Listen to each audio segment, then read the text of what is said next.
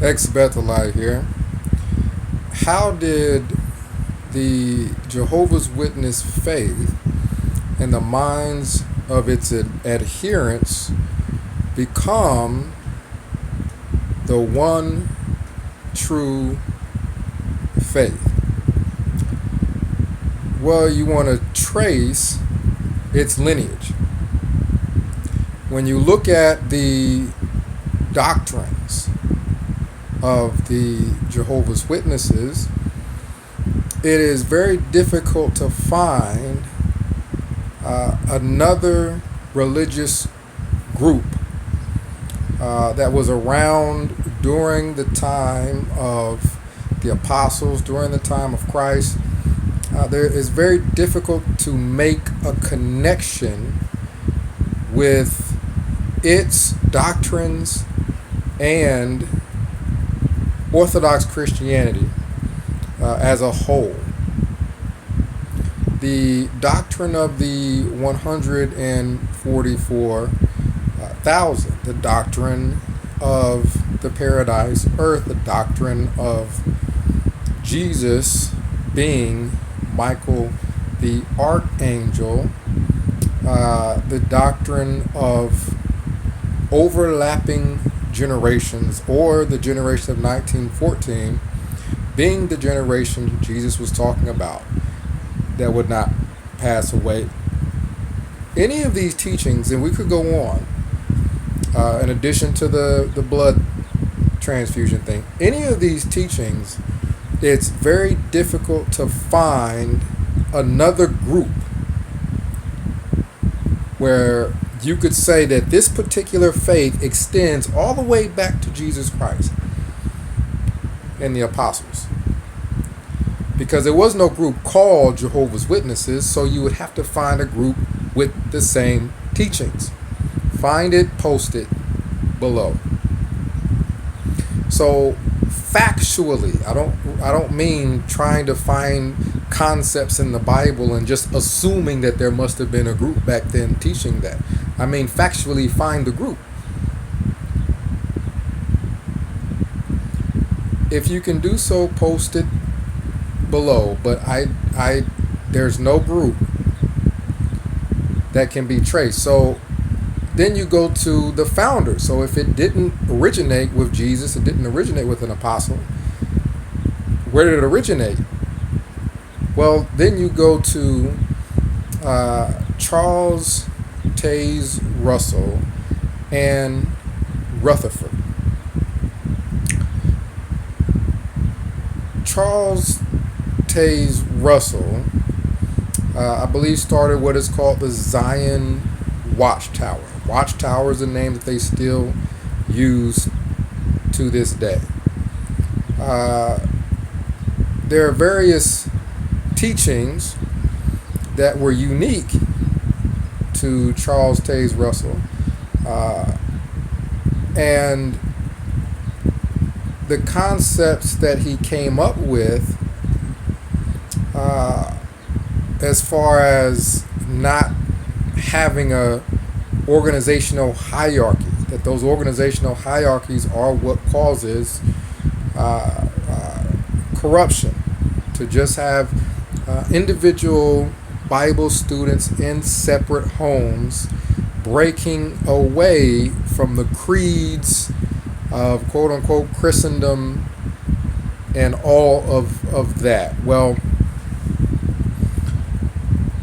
you start getting closer to some of the JW teaching and concepts when you look at Charles Taze Russell.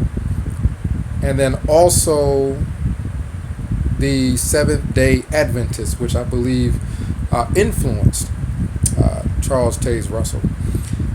So you start to get a concept of a time frame where these concepts came from. And that time frame of Charles Taze Russell, thousands of years separated from Jesus Christ. Thousands of years. So you have Jesus Christ teaching a teaching. And then thousands of years later, you have something noticeably different. With the things that we had mentioned before, with the 144,000, with the generation of 1914, which has been changed to overlapping generations, with the constant, the end of the world is around the corner thing. You have a lot of differences there from what Jesus was teaching, and then you get you trace it to a source, Charles Taze Russell, and then the person that took over later, Rutherford. You have to look at Rutherford because Jehovah's Witnesses no longer use Charles Taze Russell's writings. Those writings are called Studies in the Scriptures. And if your founder, Charles Taze Russell, is who you believe to be inspired by God in some way, shape, or form, you would be using Studies in the Scriptures, because what he wrote would have been from God himself if he was inspired. Jehovah's Witnesses apparently believe their own founder was not inspired, because they have outlawed beards, which Charles Taze Russell had, and they no longer use Studies in the Scriptures or virtually any writing that I'm aware of that he used. There's been an ongoing debate as to whether Charles Taze Russell was a Mason. In my opinion, he was influenced by things outside of Christianity. Regardless of whether he was a Mason or not, there were obvious influences. I don't have to be a member of the Masonic order to be influenced by them. So maybe he was, maybe he wasn't. But there's obvious influences, such as the crown and the cross. I believe those are some symbols there that you could find in Masonic lodges. Also the pyramid. Someone post down below where the pyramid is a Christian symbol. It's a symbol that obviously came from other sources outside of Christianity that then began to be merged with it by Charles Taze Russell. So there were definite influences outside of Christianity.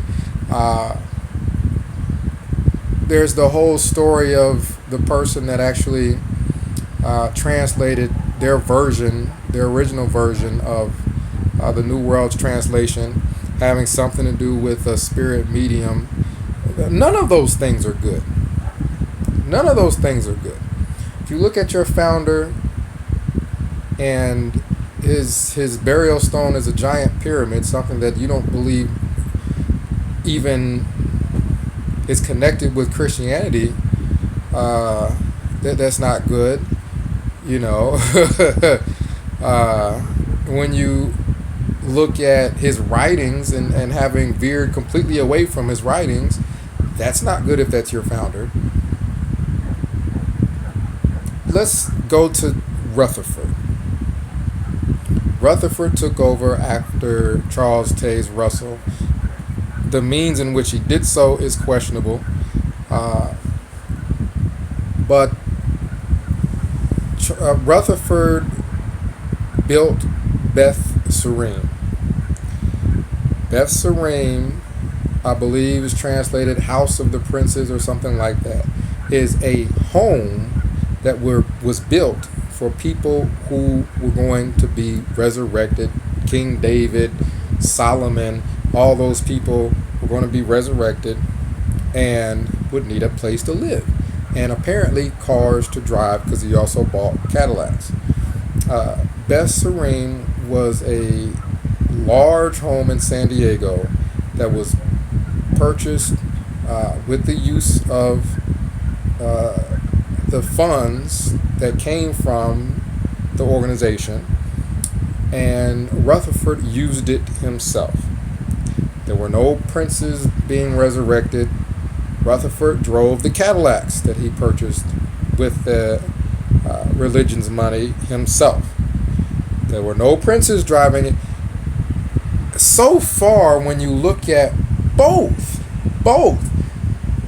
Charles Taze Russell and some of the things with regards to that, and Rutherford and the whole, I'm going to build a house for people that are about to be resurrected. Oops, I'm going to live in it now. None of this sounds like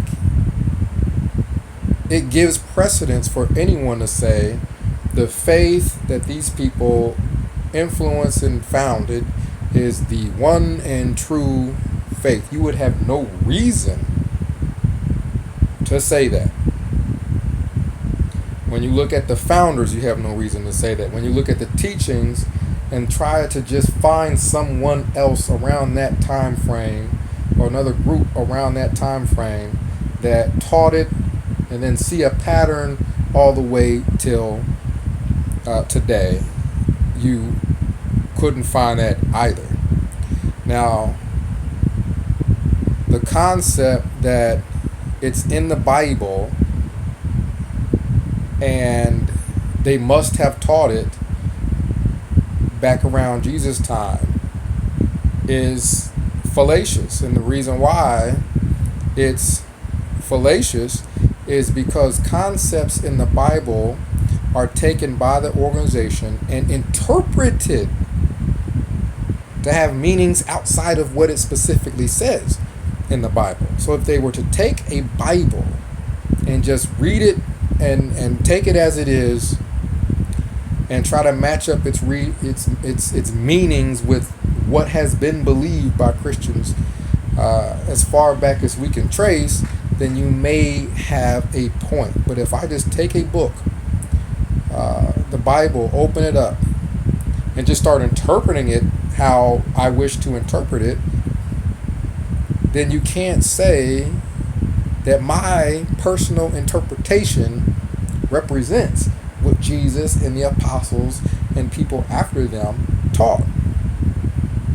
And that is what those are, personal interpretations. The end of the world is around the corner. They've been saying that for over 100 years. That, blood transfusions, the preaching work being primarily passing out magazines from Watchtower. That's an interpretation. So when we read in the Bible about there being a preaching work, okay, we understand that there's spreading of Christianity that's taken place. Now, when you look at their Jehovah's Witnesses interpretation of it being, it is the spreading of Watchtower literature. That's an interpretation. I seriously doubt when that scripture was written, the writer was thinking about Watchtower literature. When it says this good news, in their mind, it means their doctrine. That is the most upside down way of thinking imaginable, because it's common sense that the writer wasn't thinking about Watchtower or Charles Taze Russell or Rutherford or what this particular group of people think about the Bible. That wasn't what the Bible writer was thinking about. When Jesus said this generation will by no means pass away before you see all these things occur, he wasn't thinking about Watchtower or Charles Taze Russell or Rutherford. This is something that the average person would have the common sense to just, obviously not. But when you talk to, adherents of this particular religion, they mesh early Christianity, Jesus Christ, apostles, and everything with their particular religion, as if everything Christ was talking about was about Watchtower Everything the apostles were talking about was about watchtower and kingdom halls. This is insane. That type of thinking is insane. Most religions, I don't believe, do that. The Catholic Church, their claim to authority stems from actual, in their words, an actual unbroken chain of apostolic succession leading all the way back to Peter himself. You could trace it if you would like, and they may actually have a point there. The Orthodox have the same thing. So they actually have, something to base that claim on. But even the Catholics and the Orthodox go around saying that every other religion beside them is Babylon the great harlot. So if Orthodox and Catholic, people who actually have religious history that date all the way back, as far back as we can date it, if they don't go that far, this religious group that sprung up with Charles Taze Russell, with the whole miracle wheat and all that stuff, and whether that's true or not, there's a big pyramid at his burial site. That in and of itself is like, you scratch your head for a second, that's not a Christian symbol. So it didn't date back to Jesus' time, and it didn't date back to the apostles. It's coming from somewhere else. Rutherford and the whole Beth Sarim thing, that is either a scam, whatever it was a scam or a major mistake. One or the other, either way, this guy was not inspired. So where is the concept that the Jehovah's Witnesses are the one true faith coming from? Even the governing body has come out and said that they're not inspired. What else do you need? So then where is this coming from? Did an angel come and tell somebody at Bethel what to write, and then that made it authoritative, the absolute positive truth? Did Jesus go and tell him? Where are you getting this? Where? So the concept that religious groups had just sprung out thousands and thousands of years after the fact, being the one true faith, then the Baptist, the Pentecostal, the whole Reformation, they're all the true faith also. These are all people that have sprung up, taken the Bible, interpreted it, built up bodies of churches, organizations surrounding that.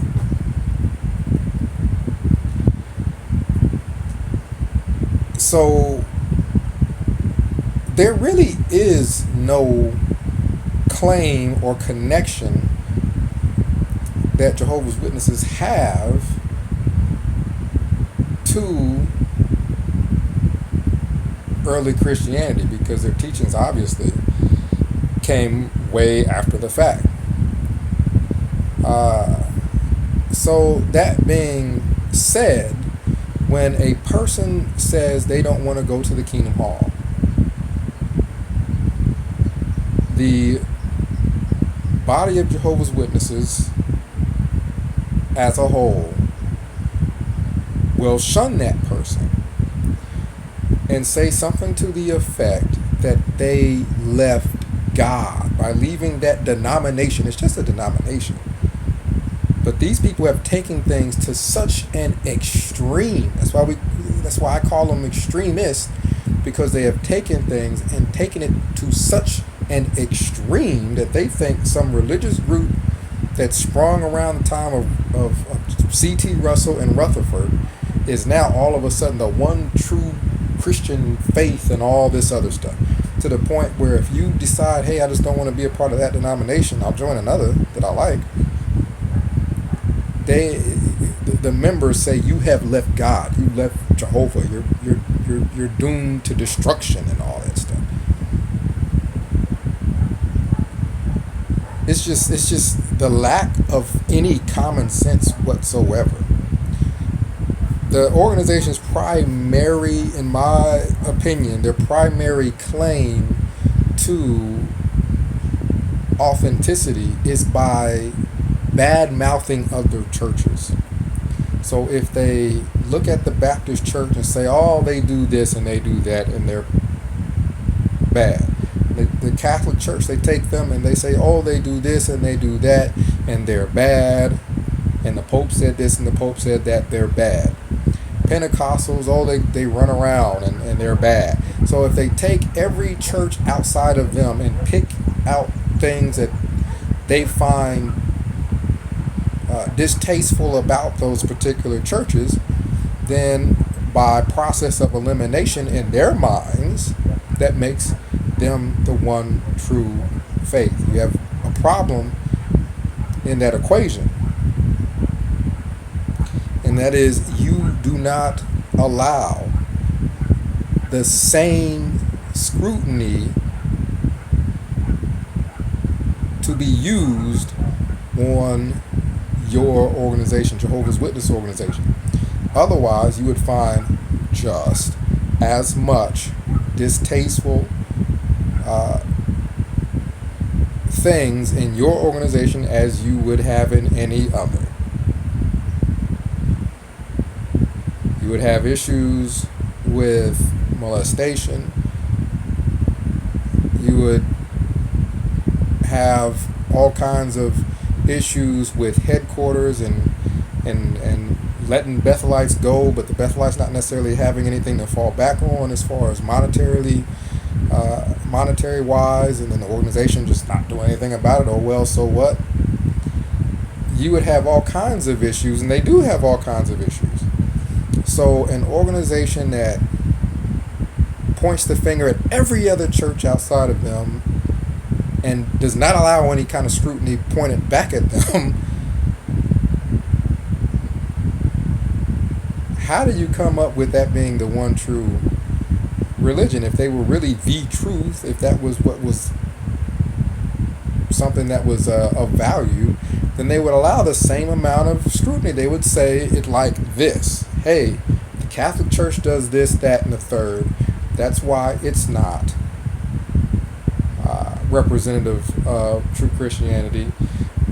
Look at us, take us apart, scrutinize us, and see if you can find the same here.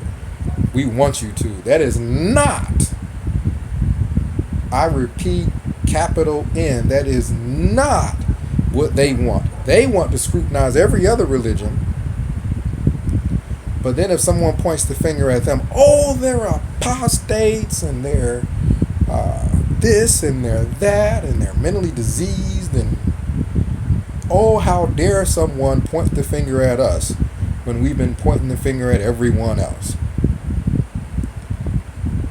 It's laughable. Once a person can actually think outside of indoctrination, it is laughable, the concept.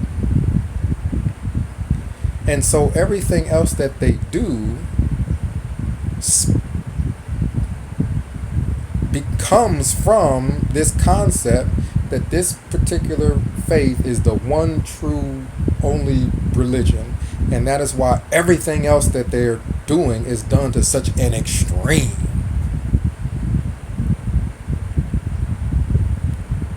And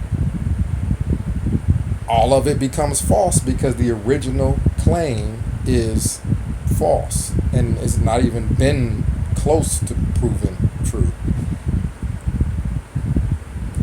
You guys let me know what you think. This is Ex-Bethelite signing out.